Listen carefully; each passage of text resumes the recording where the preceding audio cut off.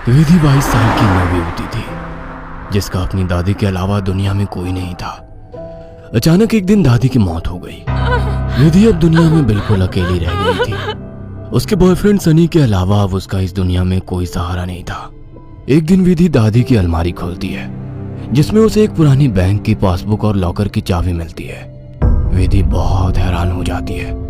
वह जानती थी दादी कितनी मुश्किलों से घर चला रही थी। फिर ऐसे में उनके पास से मिली ये लॉकर की चाबी देखकर विधि के मन में सवालों की झड़ी लग गई थी। ऐसा क्या है उस लॉकर में जिसके बारे में दादी ने उसे आज तक नहीं बताया? सवाल बहुत सारे थे जिनका जवाब ढूंढना था। दादी की डेथ सर्टिफिकेट लेकर जब वो बैंक पहुंची तो उसे दादी की लॉकर का एक्सेस मिल गया। उत्सुकतावश उसने लॉकर खोला तो उसमें सिर्फ उसे कुछ कागज दिखाई दिए। विधि कागज लेकर घर लौट आई। उन कागजों के मुताबिक मंथनपुर में एक बड़ी हवेली दादी के नाम थी। इतनी बड़ी हवेली है दादी के पास और हम सालों से इस 2 कमरे के किराए के मकान में जी रहे हैं। ऐसा क्यों किया दादी ने? खैर जो भी बात हो, अब तो ये हवेली मेरी है। मैं कल ही मंथनपुर के लिए निकलती हूँ। अगले ही दिन वो मंथनपुर के लिए निकल गई थी। बड़ी अजीबोगरीब सी जगह थी ये। मेन रोड से हवेली की तरफ जाने वाली सड़क बिल्कुल सुनसान थी। गाड़ी तो क्या, पैदल चलता हुआ भी कोई इंसान नहीं दिख रहा था। सड़क पर गहरा सन्नाटा पसरा हुआ था। सड़क के दोनों तरफ घने ऊंचे पेड़ लगे थे। इतने पेड़ पौधे होने पर भी वहां किसी भी पक्षी का कलरव नहीं था। कोई जानवर नहीं। धीरे धीरे अंधेरा हो रहा था। सड़क किनारे लगे घने पेड़ अब जंगल की तरह दिखाई पड़ रहे थे। सड़क पर फैली खामोशी अब विधि को डरा रही थी। कुछ ही देर में वो पैदल चलते हुए हवेली तक पहुंच गई थी। हवेली काफी पुरानी दिखाई पड़ रही थी। ऐसा लगता था कि सालों से वहां किसी ने पैर ही नहीं रखा। हवेली के 500 मीटर के दायरे में गिने चुने ही मकान थे और जो थे वो भी खाली पड़े हुए थे। विधि के मन में कुछ अजीब सी उथल पुथल मची हुई थी। मेन गेट खोलकर वो हवेली के अंदर पहुंच गई। अंदर का नजारा देखकर वो दंग रह गई थी। पूरी हवेली जगमगा रही थी। अंदर महंगे फर्नीचर और सजावटी सामान देखकर विधि का मुंह खुला का खुला रह गया था। अरे वाह, ये हवेली तो बहुत वेल मेंटेन्ड है। लगता है यहाँ जरूर कोई रहता है। हेलो, कोई है? कोई है यहाँ? विधि पूरी हवेली में घूमकर वहां रहने वाले व्यक्ति को ढूंढ रही थी। ढूंढते ढूंढते वो हवेली के अंदर आकर देखने लगती है। तभी एक बूढ़ी औरत ना जाने कहां से विधि के सामने आ जाती है। बूढ़ी के चेहरे पर गहरी झुर्रियां थी और कमर झुकी हुई थी। काला लबादा पहने, आधा मुंह पल्लू में छिपाए, वो औरत बेहद डरावनी लग रही थी। आउच! डरा दिया आपने। क्यों आई हो यहाँ? लौट जाओ। मैं कहीं नहीं जाने वाली। ये मेरी हवेली है। बाय द वे, आप कौन? यहाँ कोई नहीं रह सकता। शैतान रहता है यहाँ। लौट जाओ। शैतान? Very funny. अच्छा, तो हवेली हड़पने के लिए ये स्टोरी बनाई है आपने? विधि कुछ कहने वाली होती है, तभी वो देखती है कि बूढ़ी औरत हवेली की ओर देखकर कुछ सकपका गई है और अपना चेहरा ढकते हुए वो अचानक ही अंधेरे में कहीं गायब हो जाती है। बड़ी अजीब औरत थी। कुछ स्ट्रेंज ही जगह है। विधि हवेली के अंदर आ जाती है और अपना फोन निकालकर सनी को कॉल लगाती है। हेलो सनी, तुम विश्वास नहीं करोगे, ये हवेली तो हमारी सोच से भी ज्यादा खूबसूरत है। तुम बस जल्दी यहाँ आ जाओ। हाँ, मैं आज रात को ही निकलता हूँ। सुबह मिलते हैं, bye.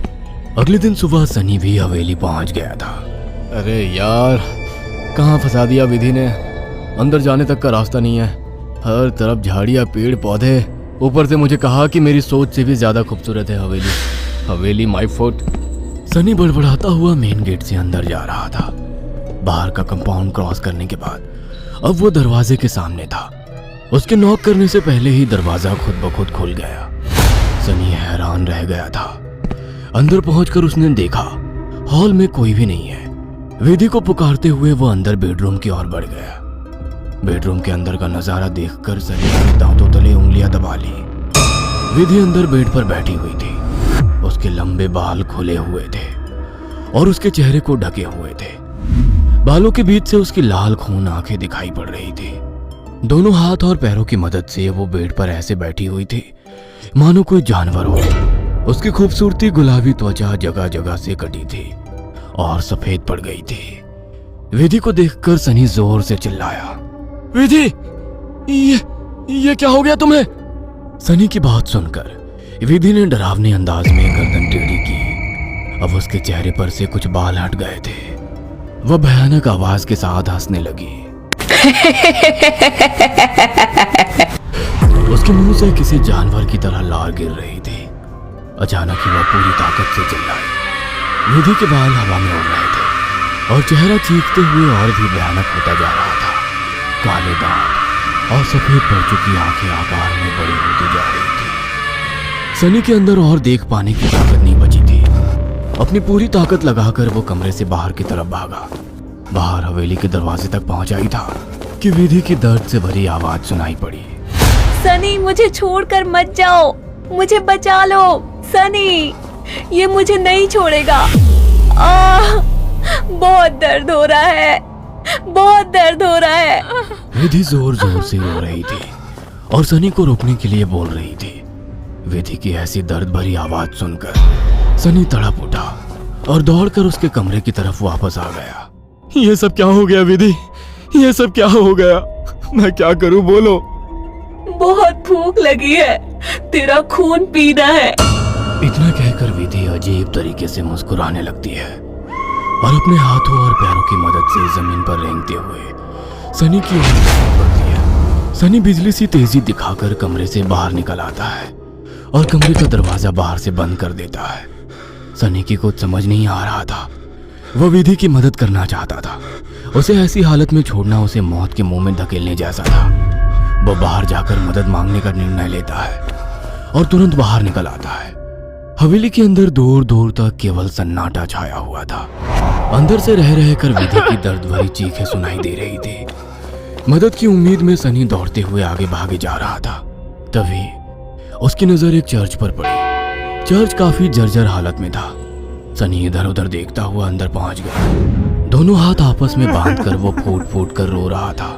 Please God help me, please. कहाँ जाऊं मैं? किससे मदद मांगू? प्लीज। कोई प्रॉब्लम है क्या? मुझे बता सकते हो? फादर की बात सुनकर सनी सारी बातें फादर को बता देता है।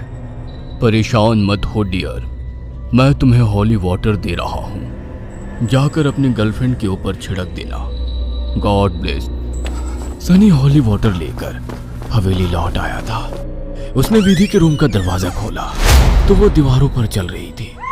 उसके मुंह से खून बह रहा था और वो जोर जोर से हंस रही थी। दरवाजा खुला देख उसने टेढ़ी सी नजर से सनी को देखा और दीवार से नीचे कूदकर उसकी ओर बढ़ने लगी। सही समय पर सनी ने हॉली के ऊपर छिड़क दिया। विधि एक जोरदार चीख के साथ दूर जा गिरी और एक काला सा साया कमरे से बाहर की तरफ जाता हुआ दिखाई दिया। विधि, वो चला गया। तुम ठीक हो? हाँ, वो चला गया, लेकिन अब वो अकेला नहीं आएगा। वो बुढ़िया सही कहती थी, ये घर नहीं शैतान का बसेरा है। यहाँ एक नहीं 5 शैतानी ताकत है। जल्दी चलो विधि, हम यहाँ से दूर निकल जाएंगे। सनी विधि को सहारा देकर ले जाने लगता है। तभी विधि की आंखें पलट जाती है और वो सनी को दूर धकेल देती है। सनी जाकर दीवार में टकरा जाता है। तभी फादर वहां आ जाते हैं। मैं जानता था यहाँ एक नहीं बल्कि कई शैतान हैं जो तुम्हें नुकसान पहुंचाने की कोशिश जरूर करेंगे। तुम्हारी दोस्त पोजेस्ड है, यह आसानी से उसका शरीर नहीं छोड़ेंगे। मुझे ही कुछ करना होगा। फादर हॉली वाटर को विधि पर छिड़कते हैं जिससे कुछ पल के लिए शैतान कमजोर हो जाता है। उसी समय वे दोनों उसे बेड से बांध देते हैं। उसके बाद फादर प्रेयर बोलने लगते हैं और वाटर की कुछ बूंदें उसके ऊपर गिराने लगते हैं। विधि पूरी ताकत लगाकर चीख रही थी। फिर कुछ देर बाद अचानक उसने चीखना बंद कर दिया। भयंकर सी आवाज में उसने कहा, ये मेरा शिकार है, तुझे क्या लगता है इसे बचा लेगा? इसके बाद विधि ने झटके से अपने दोनों हाथों पर बंधी रस्सी को खींचकर तोड़ दिया और अपने हाथों और पैरों को उल्टी दिशा में मोड़ने लगी। कट कट की आवाज के साथ उसकी हड्डियों के टूटने की आवाज आ रही थी। विधि की दिल को चीरती चीखों को सुनकर सनी की आंखों से भी आंसू बह रहे थे। फादर ने वाटर छिड़कते हुए विधि के चारों ओर एक गोला बना दिया। अब वो उस गोले से बाहर नहीं आ पा रही थी। फादर लगातार प्रेयर कर रहे थे। अचानक कड़ाक की आवाज आई और विधि की गर्दन पीछे की तरफ घूम गई। विधि का शरीर निढाल होकर जमीन पर गिर गया। सनी पागलों की तरह विधि विधि चिल्ला रहा था। फादर के लिए इस समय सनी की जान बचाना जरूरी था, इसलिए वे उसे घसीटते हुए हवेली से बाहर ले आए और दरवाजे पर वाटर छिड़क कर वहां से बाहर आ गए। सनी अभी भी जमीन पर सिर टिकाकर फूट फूट कर रो रहा था और फादर की आंखों में विधि को ना बचा पाने की तकलीफ साफ दिखाई दे रही थी। अगर आपको हमारी ये कहानी पसंद आई हो तो इसे लाइक और शेयर करना ना भूलें।